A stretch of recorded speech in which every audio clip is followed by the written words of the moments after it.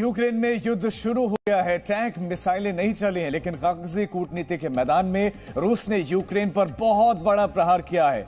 Ukraine के पूर्वी और रूस के करीब वाले दो इलाकों को पुतिन ने दो स्वतंत्र देश की मान्यता दे दी है। और इसके साथ ही रूस की सेना यूक्रेन में विद्रोहियों के कब्जे वाले इलाके में अब घुसने लगी है।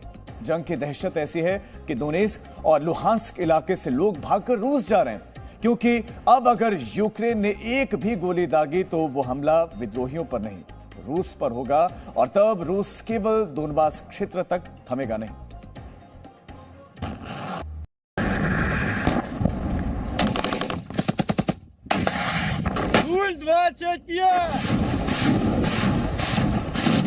यूक्रेन के दरवाजे पर खड़े होकर 2 महीने तक ताकत की नुमाइश करता रहा रूस।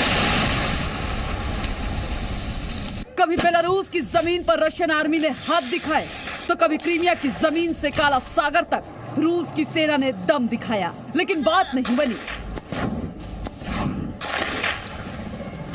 युद्धाभ्यासों का दौर खत्म होते होते पुतिन ने शुरू कर दिया टेक्निकल वॉर।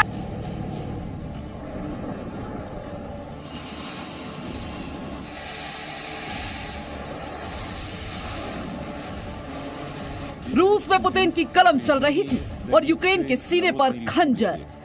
पुतिन ने पहले यूक्रेन के दोनेत्स्क पीपुल्स रिपब्लिक यानी डीपीआर नाम से अलग देश की मान्यता दी, फिर लुहांस्क पीपुल्स रिपब्लिक यानी एलपीआर नाम से दूसरे नए देश की मान्यता दी। पुतिन जब यूक्रेन के 3 टुकड़े कर रहे थे, उनके साथ डीपीआर के स्वघोषित शासक डेनिस पुशिलिन और एलपीआर के शासक लियोनिड पसेशनिक बैठे हुए थे। इधर समझौता हुआ, उधर रूस की सेना यूक्रेन की सरहद से आगे विद्रोहियों के कब्जे वाले इलाकों की तरफ बढ़ चली।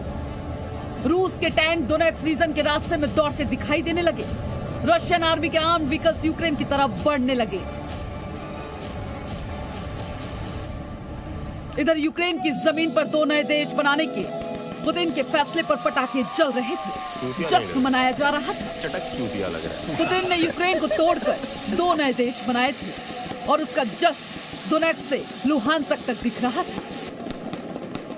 पुतिन ने कहा, ये काम और पहले ही कर देना चाहिए था।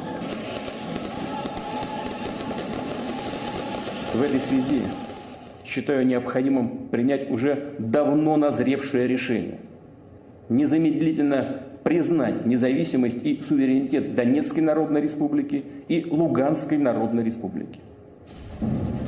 पुतिन के इस फैसले के साथ यूक्रेन में जंग की दहशत फैल गई। यूक्रेन के राष्ट्रपति वोलोदिमीर जेलेंस्की ने फौरन सिक्योरिटी काउंसिल की इमरजेंसी मीटिंग बुला ली। फैसला किया कि यूएन सिक्योरिटी काउंसिल की बैठक भी बुलाई जाए। उधर यूक्रेन के पूर्वी इलाके में भगदड़ जैसे हालात थे। लोग अपना घर बार छोड़कर रूस की तरफ जा रहे थे।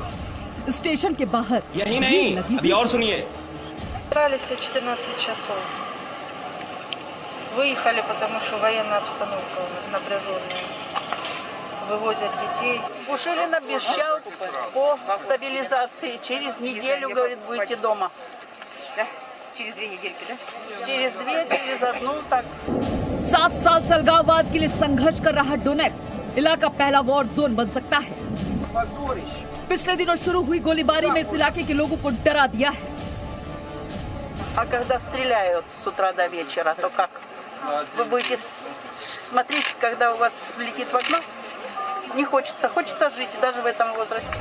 पुतिन ने जब डीपीआर को अलग देश बनाने की मंजूरी दी, तभी से ये दहशत बढ़ गई कि अगर यूक्रेन ने कोई कार्रवाई शुरू की तो पूरा पूर्वी यूक्रेन भीषण जंग की चपेट में आएगा।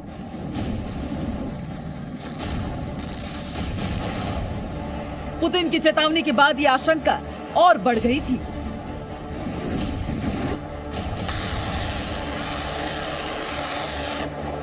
От тех, кто захватил и удерживает власть в Киеве, мы требуем незамедлительно прекратить боевые действия. В противном случае вся ответственность за возможное продолжение кровопролития будет целиком и полностью на совести правящего на территории Украины режима. Объявляя о принятых сегодня решениях, уверен в поддержке गраждан России, всех патриотических сил страны. Благодарю вас за внимание. पुतिन के एक्शन पर पूरी दुनिया में रिएक्शन शुरू हुआ। पहले बाइडेन से लेकर जॉनसन तक ने निंदा की।